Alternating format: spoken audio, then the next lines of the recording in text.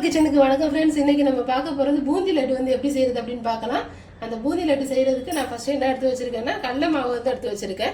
நம்ம நார்மலாக உள்ள கடலைப்பருப்பை வந்து அலசிட்டு வெயிலில் காய வச்சு அதை வந்து பொடி பண்ணி மெஷினில் பொடி பண்ணி எடுத்து வச்சிருக்கோம்.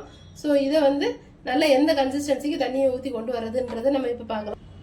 இப்போ நம்ம கடலை மாவை இந்த பதத்துக்கு வந்து நம்ம கலக்கி வந்து தண்ணியில் கலக்கி எடுத்துக்கலாம். எடுத்துட்டு இப்போ எண்ணெயை வந்து நல்லா சூடு பண்ணிட்டு அதில் போட்டு எடுக்கலாம் கொஞ்சம் கொஞ்சமாக. இப்போ எண்ணெய் நல்லா சூடாயிருச்சு. இப்போ நம்ம என்ன பண்ணலான்னா நம்ம வந்து கலக்கி வச்சிருக்கிற மாவை இதில் வச்சு லைட்டாக அப்படியே ஒரே இடமா இல்லாமல் அப்படியே சுற்றி சுற்றி அதை விட்டோன்னா ஒன்றோட ஒன்று ஒட்டாமல் அழகாக வரும். ஸோ இந்த மாதிரி நம்ம தண்ணியில் வச்சு கொஞ்சம் விட்டு அது வந்து ஒவ்வொன்றா வந்து நல்லா வடிஞ்சு ஒன்றோட ஒன்று ஒட்டாத அளவுக்கு நல்லா ஏதோ பண்ணிக்கிறணும்.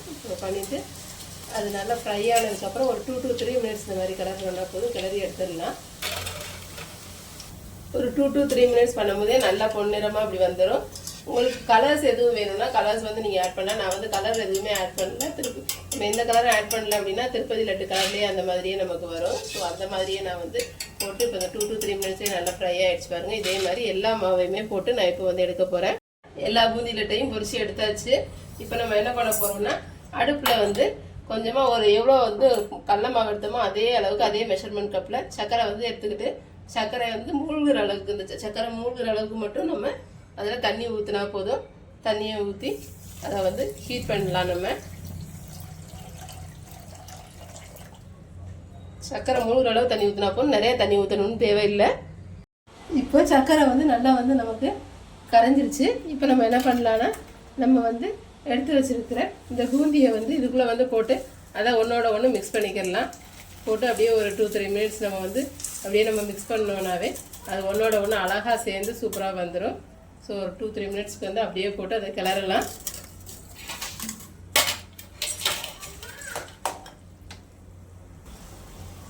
இதை வந்து கிளறி எடுக்கலாம். பக்கத்துலேயே என்ன பண்ணலான்னா ஒரு பக்கம் வந்து நம்ம நெய்யை வந்து இதில் படுத்துக்கிட்டு நெய்யில் வந்து முந்திரியை உலர் திராட்சை ரெண்டையும் வந்து போட்டு நம்ம வறுத்து எடுத்துடலாம்.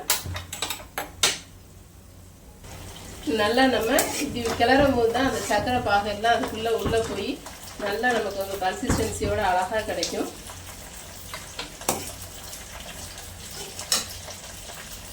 இப்போ இந்த ஸ்டேஜில் நம்ம என்ன பண்ணலான்னா நம்ம முந்திரியையும் உலர் திராட்சையும் நல்லா வறுத்து வச்சுருக்கோம். ஸோ அதை வந்து அது கூட வந்து ஒன்றா ஊற்றிடலாம். ஊற்றிட்டு கொஞ்சமாக நம்ம வாசத்துக்கு என்ன பண்ணலான்னா ஏலக்காய் வச்சுருக்கோம். அந்த ஏலக்காயும் அது கூட வந்து போட்டோன்னா இன்னும் கொஞ்சம் வாசமாக சூப்பராக இருக்கும். ஸோ போட்டு இதை வந்து எல்லாத்தையும் கிளறி அப்படியே ஆஃப் பண்ணிட்டு கொஞ்சம் நேரம் வந்து இப்போ ஆஃப் பண்ணிவிட்டு அப்படியே ஒரு தட்டில் போட்டு ஆற வச்சிடலாம். லைட்டாக ஆறினா போதும். ரொம்ப ஆற விட வேண்டியதில்லை. லைட்டாக ஆறதுக்குள்ளேயே நம்ம வந்து உருண்டை பிடிக்க ஆரம்பித்தோம்னா தான் கரெக்டாக இருக்கும். இல்லைன்னா நமக்கு வந்து உருண்டை வந்து ஒழுங்காக வராது. ஸோ உருண்டை பிடிக்கிறதுக்கு முன்னாடி கொஞ்சம் நேரம் ஆற வச்சு ஸோ ஒரு பிளேட்டில் மாற்றியாச்சு. இது ஆறினதுக்கப்புறம் ஓரளவுக்கு வந்து மீடியமான ஹீட் இருக்கும் போதே நம்ம வந்து லட்டுகளை வந்து உருண்டையெல்லாம் பிடிக்க ஆரம்பிச்சிடலாம். பிடிச்சோம்னா கரெக்டாக இருக்குது.